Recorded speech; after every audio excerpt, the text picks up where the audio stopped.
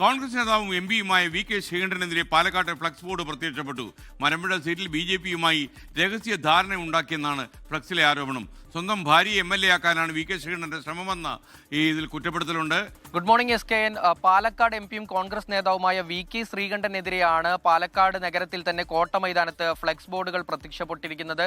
അതായത് ഫ്ലെക്സിൽ ഇത്തരത്തിൽ എഴുതിയിട്ടുള്ളത് സ്വന്തം ഭാര്യയെ എം.എൽ.എ ആക്കാൻ വേണ്ടി മലമ്പുഴയിൽ ബി.ജെ.പിയുമായി അന്തർധാര നടത്തി എന്നാണ് ഫ്ലെക്സിൽ എഴുതിയിട്ടുള്ളത്. സേവ് കോൺഗ്രസിന്റെ പേരിലാണ് ഫ്ലെക്സ് ബോർഡുകൾ സ്ഥാപിച്ചിട്ടുള്ളത്. അതായത് V K Sreekandan M P കോൺഗ്രസിനെ കാർന്നു തിന്നുകയാണെന്നും ഫ്ലെക്സ് ബോർഡിൽ എഴുതിയിട്ടുണ്ട്. കോങ്ങാട് മണ്ഡലത്തിൽ സ്വന്തം വി കെ ശ്രീകണ്ഠന്റെ ഭാര്യയും അതുപോലെ തന്നെ KPCC ജനറൽ സെക്രട്ടറിയുമായ KA തുളസിയെ മത്സരിപ്പിച്ച് വിജയിപ്പിക്കാനാണ് മലമ്പുഴയിൽ ബി.ജെ.പിയുമായി അന്തർധാര നടത്തിയിരിക്കുന്നത്. പകരം കോങ്ങാട്ട് ബി.ജെ.പി തിരികെ KA തുളസിയെ വിജയിപ്പിക്കുന്നതിന് സഹായിക്കുമെന്നൊക്കെ ഈ ഫ്ലെക്സ് ബോർഡ് സ്ഥാപിച്ചതിൽ പറയുന്നുണ്ട്. അത്തരത്തിൽ